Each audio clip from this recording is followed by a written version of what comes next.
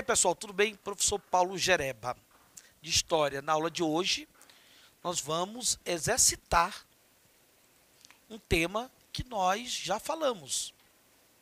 E eu sempre sugiro a vocês que possa olhar essa aula, a parte teórica. Ela já foi dada. Então, dê uma olhada na parte teórica para que você possa ter mais repertórios para poder acompanhar os comentários dos itens e das questões que nós iremos trabalhar agora. O tema é o fim da Guerra Fria e a nova ordem mundial, a chamada ordem global, a ordem neoliberal, a ordem que alguns chamam de multipolar ou unimultipolar. Nós já falamos sobre essa aula, já trabalhamos toda a parte teórica dela, então seria importante, dê uma olhada lá na parte teórica, depois volte novamente para essa aula, para que você possa ter mais repertórios, e dessa maneira conseguir compreender melhor o que está certo, o que está errado nas questões. E no item, nós temos aqui um item do Enem, o nosso primeiro exercício é um item do Enem, e o segundo, o terceiro e o quarto, na verdade, são questões, que nós vamos trabalhar, ok? Beleza? Então, vamos para cá. Primeiro item, já que é Enem, nós vamos trabalhar o primeiro item. E lembre-se, o Enem é sempre assim. Você tem um texto, ou excerto, como eles chamam, um fragmento, que pode ser através de uma imagem, pode ser através de um pequeno fragmento. A partir daí você tem o enunciado e o comando, a questão certa e os distratores. Então é importante que a gente leia tudo. Olha só. O fim da Guerra Fria e da bipolaridade entre as décadas de 1980 e 1990, tanto prova que, se nós analisarmos, nós comentamos isso na aula sobre o fim da Guerra Fria, que simbolicamente a derrubada do Muro de Berlim em 1989, ela é um dos pontos chaves para que você entenda ali o que nós podemos caracterizar como o fim da Guerra Fria. Aquela Guerra Fria tradicional, aquela Guerra Fria clássica entre capitalismo e comunismo. E a reunificação das duas Alemanhas, da Alemanha Ocidental e da Alemanha Oriental, em 1991, acaba sendo, na verdade, um marco importante para que se possa compreender uma nova ordem mundial, ok? Gerou expectativas que seria instaurada uma ordem internacional marcada pela redução de conflitos e pela multipolaridade. E não vai se observar isso. Porque se você analisar a nova ordem mundial, essa ordem multipolar, como alguns caracterizam, ou unimultipolar, na verdade, essa nova ordem que se estabelece com a Guerra Fria é uma ordem que nós teremos, na verdade, vários conflitos internos acontecendo. Por exemplo, na extinta Iugoslávia. É uma ordem que nós teremos também muitos movimentos de xenofobismo, muitos movimentos nacionalistas.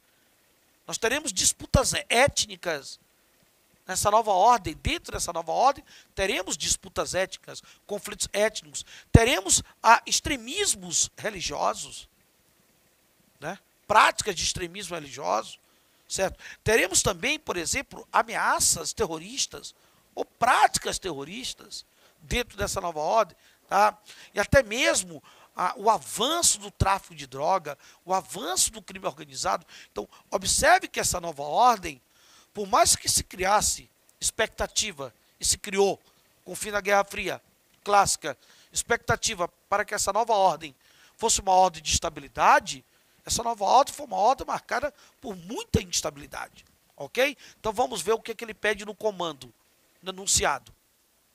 O panorama estratégico no mundo pós-Guerra Fria, um mundo da nova ordem, no mundo multipolar, apresenta, letra A, o aumento de conflitos internos associados ao nacionalismo, às disputas étnicas, ao extremismo religioso e ao fortalecimento de ameaças como o terrorismo, o tráfico de drogas e o crime organizado. Perfeito. Esse é o reflexo, essa é a realidade que se tem dessa nova ordem, apesar da expectativa que se criou com o fim da Guerra Fria. Então, resposta letra A. Letra B. O fim da corrida armamentista, se nós levarmos em conta aquela velha corrida armamentista, sim. Mas a corrida armamentista, ela continua. Dentro da nova ordem, você tem a Coreia do Norte, você tem a China, você tem basicamente o Irã, né? Queira ou não queira que faz ameaça. Então, a corrida armamentista, ela não deixa de acontecer dentro da nova ordem. Redução com os gastos militares, pelo contrário. Repare que dentro da nova ordem, os gastos militares são altos, principalmente em países como os Estados Unidos, que se envolveram na Primeira Guerra do Golfo, que se envolveram na Segunda Guerra do Golfo. Então, os gastos militares continuam altos. Ok? Letra B, que aqui, basicamente, desculpe, deixa eu voltar. Letra B está errado, ok. Letra C, a plena vigência do Tratado de Não Proliferação, não. Isso não faz parte da nova ordem. E a letra D, a condição dos Estados Unidos como única superpotência, não. Porque nós temos a China, correndo de lado, nós temos a União Europeia, e não apenas os Estados Unidos, ok? Beleza? Então, vamos para a nossa segunda questão. Olha só, a pandemia que assola o mundo, e aí nós estamos falando da Covid, entre outras lições, nos mostra o grau de conexão que há entre todos aqueles que habitam o planeta da Terra. Essa foi uma das principais lições que a pandemia vem nos ensinando. A conexão, né? A ideia de globalização, que nós estamos conectados. O mundo global é um mundo, infelizmente, da pandemia da Covid-19. Esse mundo global, na verdade, ele é o mundo onde teremos a presença de uma pandemia, né? Uma pandemia instalada dentro desse mundo global. E aí ele coloca, diante dessa afirmação, constata-se, em geral, que a globalização a globalização, na verdade, ela não é um mito. A globalização, ela é real. Quando ele fala que a principal lição é a conexão, porque a globalização, ela nos traz o quê? O contato mais próximo, o contato mais íntimo entre as nações, entre os povos, principalmente por conta da tecnologia, por conta dos avanços na comunicação, como é o caso principalmente da internet, da utilização das redes sociais. A globalização, assim como a pandemia, ela aproximou muito mais a humanidade. Ela deixou a humanidade muito mais próxima, né? Principalmente pelos avanços tecnológicos que nós teremos através das mídias sociais, através da internet. Então, teremos um grande desenvolvimento tecnológico. Essa aula, por exemplo, ela está sendo assistida por diversas pessoas. Até porque ela está disponível não só no canal 10.2, mas no canal do YouTube. Então, o indivíduo lá no Japão, ele vai ter acesso, se ele conhecer o nosso programa, se ele conhecer basicamente as nossas aulas, ele vai ter acesso a essa aula. Então, esse é o mundo da globalização, o mundo dos avanços tecnológicos. Evidente que é o mundo do desemprego estrutural, é o mundo do neoliberalismo, mas como ele fala de conexão, então está se falando basicamente de interligação do mundo. E a rede de computação, a internet, ela foi fundamental para isso, dentro do mundo global. Então, a letra A, ele diz o seguinte, o mito, a globalização não é um mito, ela é real, ela está aqui, ela existe. Letra B, a realidade histórica ganhando consciência, na medida que podemos dizer que há paralelismo entre o momento atual e o período final do século XIX, marcado como hoje por políticas imperialistas, sustentadas por potências como a Inglaterra. Não, a globalização ela não mostra isso. Não precisa existir a globalização para se observar que ainda há práticas imperialistas, porque o imperialismo do final do século XIX, ele não tem esse caráter dessa nova ordem, dessa globalização, como o atual imperialismo tem. O atual imperialismo que acontece hoje, ele faz parte também do mundo global. Cada vez mais crescente e ativa, em especial pelo desenvolvimento tecnológico, olha só, desenvolvimento tecnológico, através das redes sociais, olha aí, ó. Falamos ainda há pouco do YouTube, mostrando como dependemos ainda mais um dos outros, superando barreiras e preconceitos, como possibilidade de um futuro sustentável do planeta.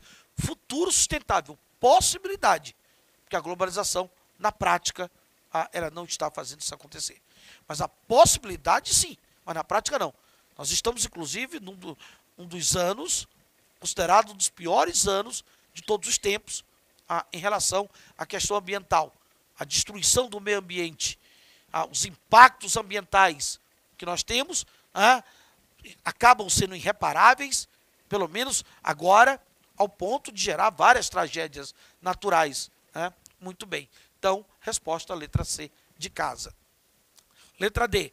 A vivência e experiências dos desajustes provocados pelas crises econômicas, como a de 29, a primeira de caráter mundial, mostrando que estamos vivendo situações muito paralelas às das décadas de 30, como do fechamento de empreendimentos e o revigoramento do New Deal.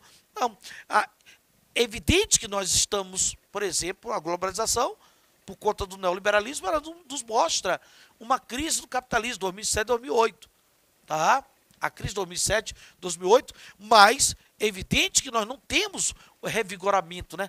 A crise de 2007, 2008, ela não revigorou o New Deal, que é a intervenção do Estado na economia. As práticas neoliberais ainda avançam muito, principalmente em países da América Latina, como o Brasil, a partir de políticas de quê? Política de desestatização.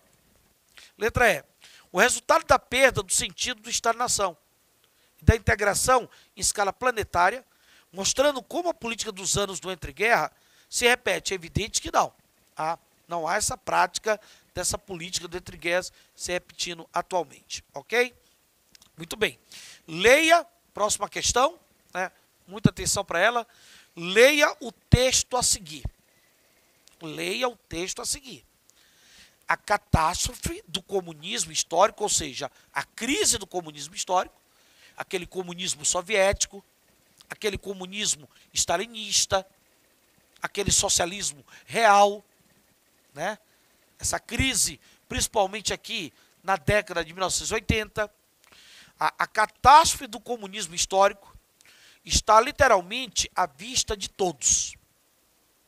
Catástrofe do comunismo enquanto movimento mundial, nascido da Revolução Russa, olha só. Por isso que ele fala de comunismo histórico, que eu chamei de socialismo real, né? Socialismo stalinista, que prometia a emancipação dos pobres e oprimidos, os miseráveis da terra. O processo de decomposição, esse comunismo sendo decomposto, sendo basicamente esfacelado, a decomposição quer dizer o esfacelamento dele, o fim dele, acelera-se de uma forma continuada, superando qualquer previsão. E é evidente que o Bobbio, porque o fragmento é do Alberto Bobbio, ele mostra claramente a crise do chamado socialismo real. A crise do famoso comunismo histórico soviético, stalinista, herdeiro ali da Revolução Russa. O comunismo da planificação, o comunismo dos planos quinquenais, o comunismo do autoritarismo político, o comunismo da censura, o comunismo das perseguições, o comunismo que se dizia combater os oprimidos, que se dizia queria acabar com a pobreza, com a miséria. Então, esse comunismo, que em alguns países foi muito burocrático, em outros, evidentemente, aumentou ainda mais a desigualdade, esse comunismo ele entrou em colapso na década de 1980. Entrou em colapso na década de 80, por questões econômicas internas, por questões ligadas a pressões externas, que acaba se tendo ali um processo de abertura econômica, abertura política, com as chamadas reformas de Mikhail Gorbachev, ou Gorbachev, como alguns colocam. Tá? As reformas desse governante soviético, da ex-União Soviética, as reformas da Glasnost, da Perestroika, que vem ali justamente a sistematizar ainda mais essa crise desse comunismo. E um dos grandes símbolos que mostra a fragilidade e o esfacelamento desse comunismo é a queda do Muro de Berlim. A queda do Muro de Berlim, em 1989, é uma das grandes representações simbólicas dessa crise do socialismo real na década de 1980, dessa crise do chamado comunismo soviético. Então vamos olhar para o que ele está perguntando. Olha só, o comando da questão. O marco simbólico, olha só, o marco simbólico do processo histórico descrito no texto foi o processo histórico que ele descreve a crise do comunismo soviético. E o marco simbólico, olha só, a abertura e a derrubada do muro que separa Berlim Oriental e Berlim Ocidental em 1989. Esse foi o marco simbólico. Resposta letra A. Letra B. Ampliação da Glasnost? Não. A ampliação da Glasnost não é um marco simbólico. A Glasnost, na verdade, ela é uma reforma, é um processo de abertura feita pelo líder soviético, principalmente no momento de crise desse comunismo. Letra C. O início da perestroika faz parte das reformas feitas pelo governo soviético no momento de crise desse comunismo. Então não podemos caracterizar como marco. Olha aí, ó. O Tratado de Paz e o desarmamento nuclear entre os Estados Unidos e a União Soviética não é um marco histórico. Mas eu diria que o processo de desarmamento, a política de coexistência pacífica, que permitiu um certo desarmamento, não nuclear necessariamente, mas um certo desarmamento, foi uma das marcas da Guerra Fria, mas não da crise necessariamente do comunismo soviético. A instalação do Sindicato de Solidariedade não é um símbolo, é reflexo, mas não é um símbolo. Então, resposta letra A. Quarta questão. O que é uma nação? Olha só essa questão da UERJ. O homem não é escravo, nem de sua raça, nem de sua língua, nem de sua religião, nem do curso dos rios, nem da direção das cadeias de montanhas. Um grande agrupamento de homens, de espírito sadio e coração ardoso, cria uma consciência moral que se chama nação. Enquanto puder provar sua força através de sacrifícios que exigem a abdicação dos indivíduos em prol de uma comunidade, essa consciência moral será legítima, terá o direito de existir. Se surgem dúvidas quanto às fronteiras, consulta-se as populações envolvidas. Elas têm o direito de ter uma opinião na questão. A ideia de nação, a ideia de unidade, que, por sinal, essa ideia de nação, de unidade, consultando a população, foi um ponto de partida na antiga Alemanha, que a Alemanha se dividiu no mundo bipolar, no mundo da Guerra Fria, e com o fim da Guerra Fria e a queda do Muro de Berlim, essa concepção de nação, ela fica muito forte na Alemanha, principalmente por conta da reunificação das duas Alemanhas, a Alemanha Oriental e a Alemanha Ocidental, isso já em 1991. Ao longo do século XX, houve acontecimentos vinculados a projetos nacionalistas similares, a concepção defendida pelo historiador Ernest Renan, em 1882. Identifica-se como um desses acontecimentos ao quê? Emancipação do Vietnã? Não. Divisão da Polônia? Também não. Criação da Iugoslávia? Pelo contrário. Que a Iugoslávia vai se dissolver. A reunificação da Alemanha no contexto da crise soviética. Ok, galera? Um grande abraço e até o nosso próximo encontro.